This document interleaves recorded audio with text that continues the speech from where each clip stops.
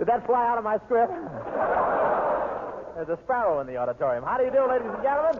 This is Bob broadcasting for future civilians at the Santa Ana Separation Center, California Hope. Yes, sir. Well, here we are at Santa Ana. In just 3 days, these fellas will have their discharge. A discharge. That's a little piece of paper that changes the lieutenant's name from Sir to Stinky.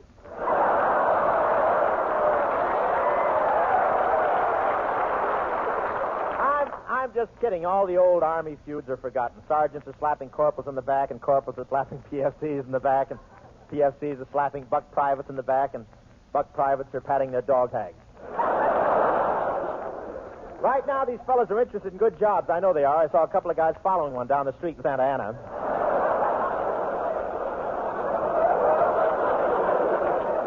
And one Air Force colonel got out and bought a farm. He'd been in action so long, every morning before the chickens started laying eggs, he called them into the chicken coop and briefed them. I knew these boys would be glad to see me here today. I said, look, fellas, here's the kind of clothes you'll be wearing when you get out, and 50 guys re-enlisted. I saw some of these fellas shopping for clothes in Hollywood, and they're used to getting stuff from a supply sergeant. The clerk had to throw the suits on the floor before these guys would try them on.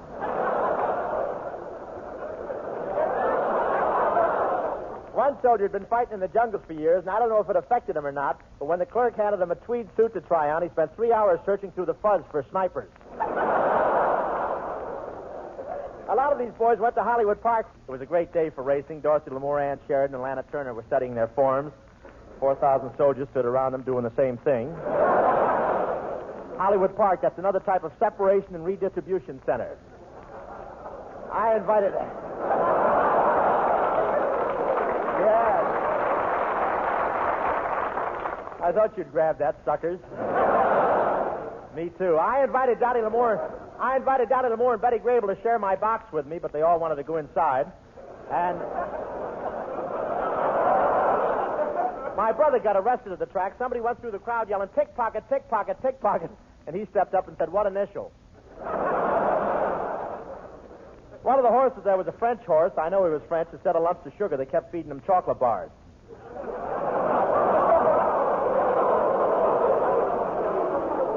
Boys are from the Pacific, huh? I put $2 on one horse's nose, but he kept grabbing it and using it for Kleenex. The horse I bet on was head and shoulders above the others, and why shouldn't he have been? The jockey was carrying him. I won't say how old my horse was, but when the jockey climbed down, the horse said, are we going through Lexington or Concord?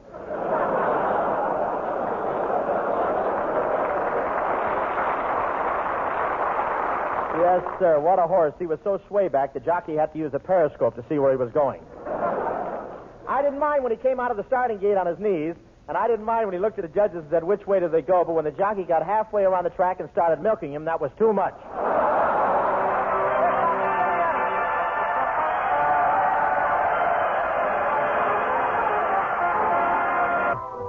It's been a long, long time, but tomorrow I'll be out of this separation center. And I just found out my girl Francie is waiting for me at the front gate. Boy, it sure is foggy out here. Oh, there she is. I'll sneak up behind her and give her a big kiss. Margie's got you. Oops, I thought she needed a shave. Here I am, Robert. Oh, hello, baby. Have you been sitting under the apple tree with anyone else but me? Of course not, Robert, but we had to move. The apples kept falling on our heads. Oh, we? Oh, yes, of course, you and your sister, yes. But just think, Francie, I'll walk out of these gates tomorrow a free man. That's wonderful, Robert. Will your mother be here to meet you? No, she doesn't get out till next week. I told her not to go to OCS.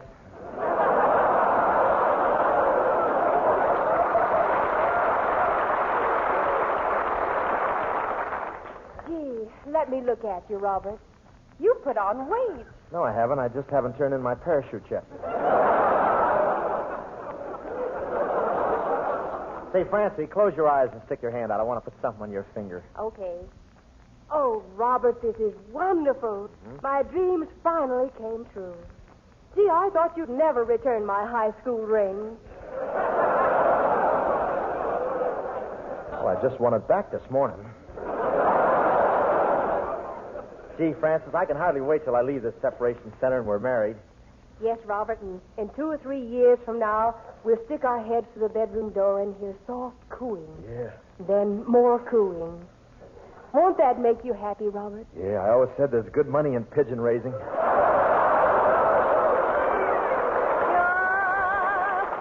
me once, kiss me twice, then kiss me once again. It's been a long... Hello, Francie. Gee, Robert, you sure been at this separation base a long time.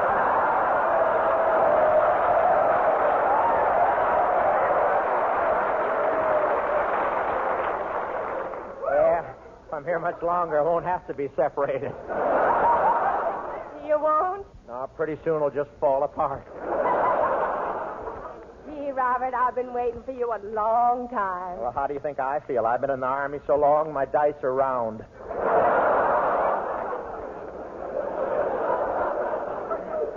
How about a kiss, Francie? Okay, Robert.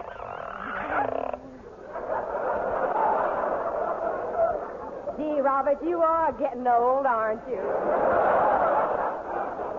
What makes you think I'm getting old, Francie? Well, when you kissed me 30 years ago, you didn't have to use that drift meter.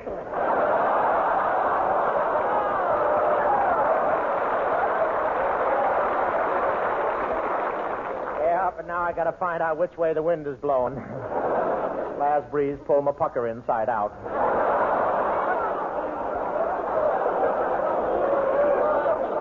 Gosh, Robert, I don't see why you just don't walk out of this here separation base. Oh, can't do that. You know I'm essential. You're essential? Yep, the commanding general likes to boil his eggs in my hot water bottle. Besides, I can't walk out. This front gate is locked. Well, why don't you just go through that fence? Doggone, that's a good idea. There's a board out of that fence over there. I'll go through that.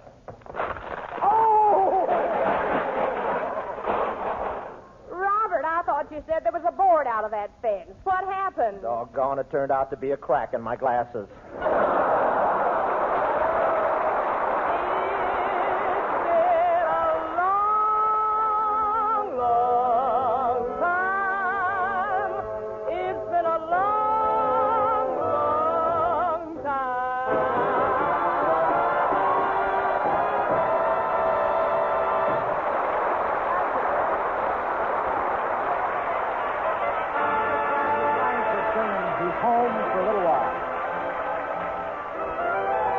Ladies and gentlemen, ranking with the chaplains and the medics in the list of slightly unsung heroes of our late fracas were the correspondents who braved dangers daily to serve up names, places, and dates of the bravery of others for you along with your morning toast.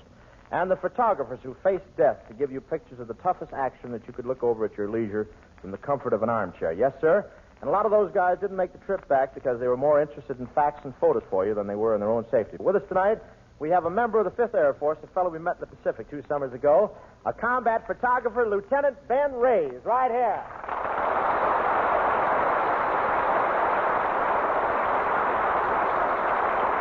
Thanks, fellas, and thanks, Bob. Well, Ben, it's nice to have you with us tonight. Well, I'm certainly proud to be here, Bob, on the top comedy show of the year with the world's greatest comedian. Oh, let's skip that, Ben. Why? After we rehearsed it so much? That clears up one thing for the audience. We really do have rehearsals. Say, Ben, the last time I saw you was down in the South Pacific. We really covered those islands with that plane, didn't we, Ben? I'll say. And it was quite an experience flying with you, Bob. What do you mean? Well, not everyone flies in a plane with their parachute open. Well, it wasn't my fault. I didn't know the pilot was being personal when he yelled jerk. You played most of the islands. Please. When they come, pause, Ben. I'll wait. Ben, when you get a belly, pamper it. You hear me? Don't. Not your type. Go ahead. It's all right. Belly laugh, you know. Belly laugh, old man. Come in. You look great. Thank you. You played most of the islands What in the time South they pump Pacific. you up today? Don't let me. That's all right. I'm sorry. You played most of the islands in the South Pacific, didn't you, Bob? Yes, we played the Marianas, Carolinas, Guadalcanal, New Guinea, Mindanao, Saipan, and the George Marshalls. The George Marshalls? I thought they were the Marshalls. Well, that's the name of my director at Paramount, Ben. I get an extra close-up if I mention him this week. If I can get through. Well, but Ben, Say, Ben, I've talked about myself long enough. Let's talk about you for a second. You know, I'm very interested in photography. In fact, recently I started collecting pictures. Yes, Bob? They told me you'd been to Paris. Yes, and I did very well over there. I sold French soldiers American postcards.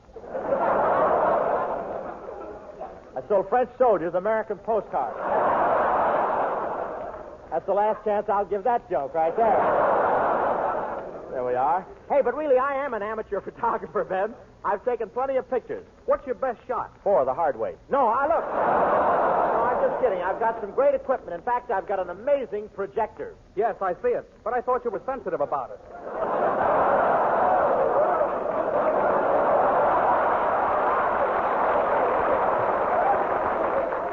Well, it comes in handy for getting olives out of martini glasses anyway.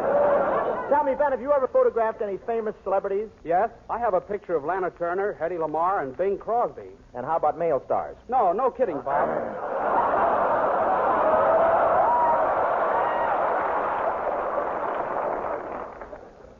No kidding, Bob. I once took a photograph of Bing in a bathing suit. Crosby in a bathing suit? Yeah, what's so surprising about that? I didn't know you went in for group pictures. Ben, I hear that you'll soon be a civilian again. Is that right? That's right, Bob. I'm pretty happy about getting out. In fact, you're just the guy I want to talk to. I am. Yeah. Say, where do you get those cheap suits? Are you kidding? You're kidding, of course. This outfit costs $22.50 secondhand. Say, Ben, how about you and I having dinner tonight? We can hash over past experiences. That'd be great, Bob. But I left my wallet at home, and I'm broke. Well, good night, Ben. It was nice talking to you. Thank you very much. Thank you, Lieutenant Van Ray. Thank you. Here comes Kitty Bennett.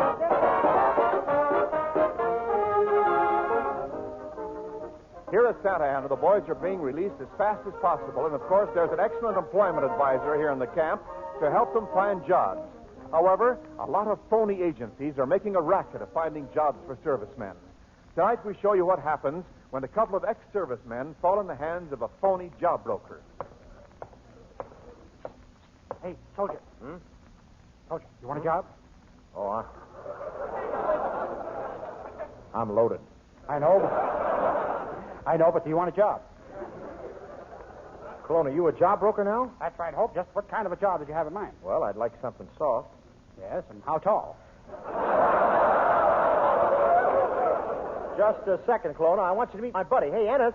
Kelowna, this is Skin. I beg pardon? I said this is Skin. Yeah, and why don't you put somebody in it? Kelowna, your IQ keeps dropping more every day. Well, I'll get a tighter belt. Well, come on, Kelowna. We want jobs. Look in your file and see what you got. Okay, here's something. 5320 Sunset Boulevard. Husband comes home early. Oops. Wrong file. Well, I want a legitimate job, Kelowna. I don't care how easy it is, but it has to be honest. Oh, well, then I have just the job for you, Hope. It's a pushover. Well, that sounds better. What do I do? Well, every day at 2 o'clock, you get shot out of a cannon with a mail bag between your teeth. And as you pass over Pomona, you hand it to the pilot of a plane on its way to Albuquerque. Kelowna, what happened to the last guy that had the job? They fired him, Hope, for breaking a company rule. What did he do? On the second trip, he got bored and started reading the letters.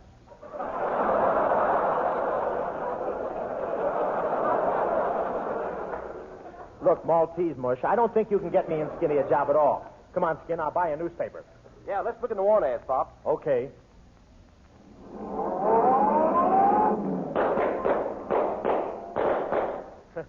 That Itchy got away again, didn't he?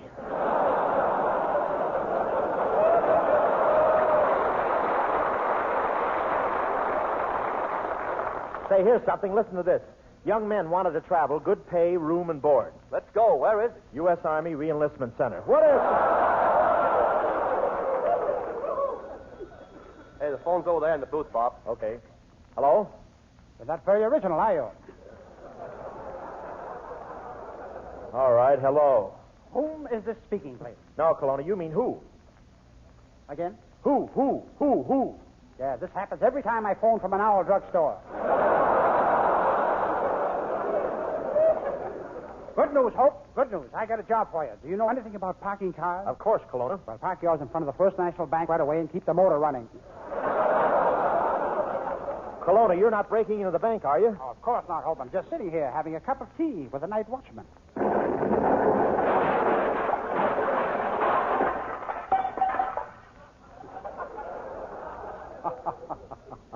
Too much lemon.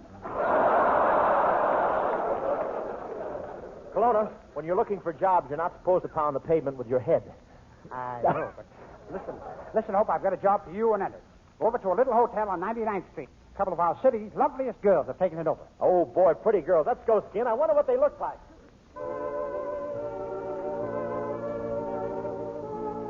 Brenda, what is it, Cobina?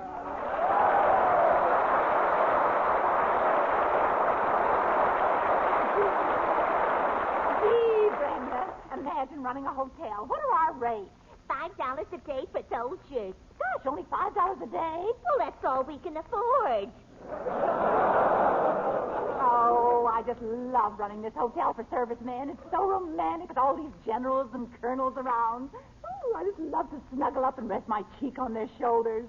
Who are you kidding, Cobina? The closest you ever got to brass was the time you got your head caught in the cuspidor.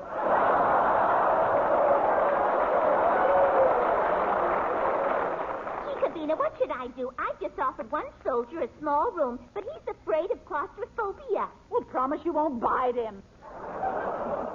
Oh, gee, ain't it lucky we got this hotel, Brenda? How would you like to be still living in the park? Oh, don't mention it. I think those squirrels were beginning to get a little jealous of us.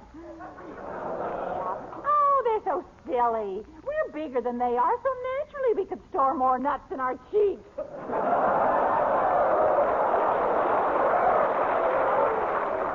Gee, Brenda, I hope we don't get overworked here. I'm a little worried about my health. Every time my head gets below my waist, I get dizzy. Well, Cabina, I told you time and again, you ought to stop walking that way. Say, by the way, I'm getting hungry, ain't you? Let's put on the feed bag. Okay, Brenda, it's hanging on that nail there. Oh, look. Here's a customer. Oh, hello, girls. I'll have a room. Oh, here's a pen. Just sign the register. Oh, that's fine. Now let me blot it for you. Cabina, that ain't dignified. Put your hair back on your head.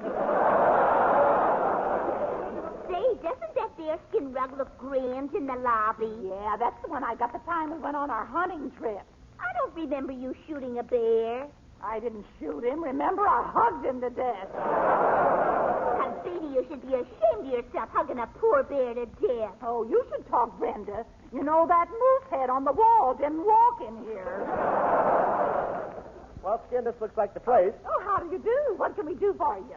Well, Brenda and Cabina, I knew they'd close the track, but I didn't think they'd close the stables, too. Well, how's old Hubba Blubber? Are you looking for a job, Bobsy? Well, what's the salary? We let you keep half of what you steal. Say, Hope, did you get the job? Oh, come in, Kelowna. I want you to meet a couple of friends of mine, Brenda and Cabina. Hello, Professor. Dad, we must never use the atom bomb again.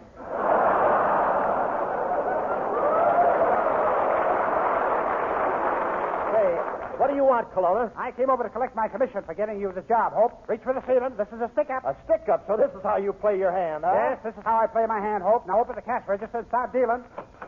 Fine. Now, nobody move for 6 hours. Why do you want anyone to move for 6 hours, Kelowna? I'm making my getaway on the Santa Ana bus.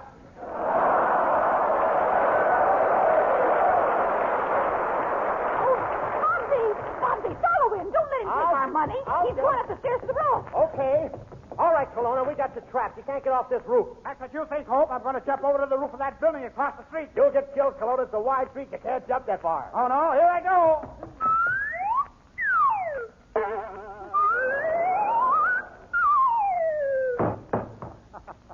Lucky that telephone wire was there.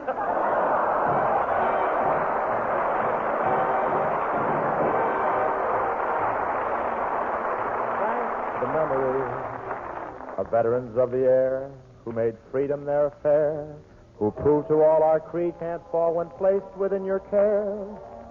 And we thank you so much, and thanks the memory to each and every guy who helped our planes to fly, each one of you a victory crew that kept our flag on high.